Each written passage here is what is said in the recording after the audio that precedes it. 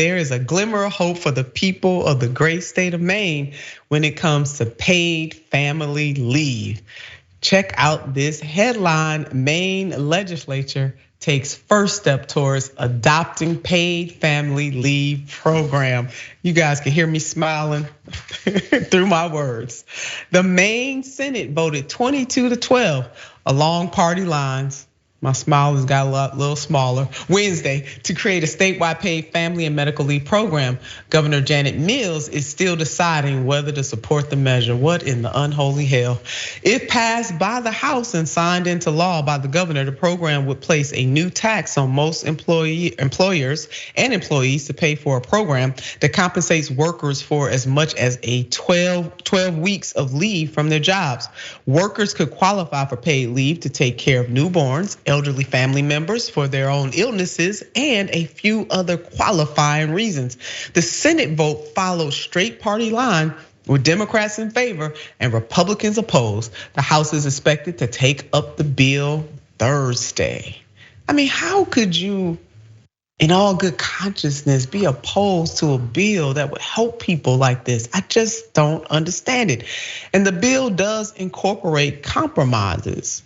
On top of it, recommendations to make the bill more business friendly have been incorporated into the bill, including less generous benefit payouts and tougher eligibility requirements. Now, of course, the United States remains the only, did you hear me say only? You hear me talk about this quite often, the only industrialized nation without paid sick or family leave. Why is that? Because we're hegemon. And we're supposed to be the greatest nation on the face of the earth, yet we do the least for our people. Yes, the United States is the only industrialized country to not guarantee paid family leave. Now, why do we want to be number one in that? Only 7 other countries in the entire world don't guarantee any paid family leave to at least mothers. Yasmin? Yeah, I was watching an interview this morning with President Obama, and I'm paraphrasing, but he was talking about how it's always a good thing when things get better, even if it's just a little bit, even if small changes are in small places are happening, because those very small changes can make a world of difference for the people who are affected by them. And he's right. And then there's the added possibility that these ideas and initiatives spread, which they so often do. So I think it's easy to get down about the news or about the way things seem to be going. And even when things are good, it's easy to think, this is too small, it's not enough. But no, we are celebrating this as a victory and we are spreading it.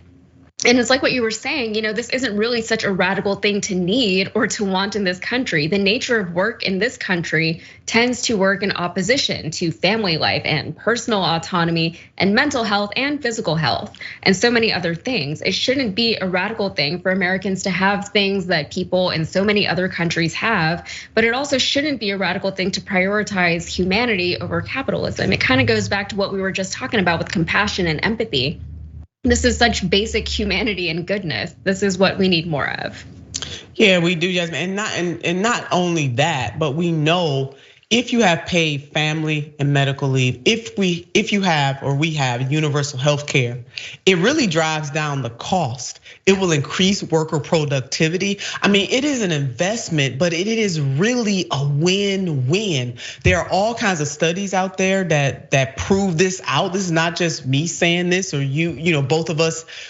We support these things, obviously, there's no doubt about it. Definitely support these things, but this is not just about our support or us saying this. There is empirical data out there that proves this point.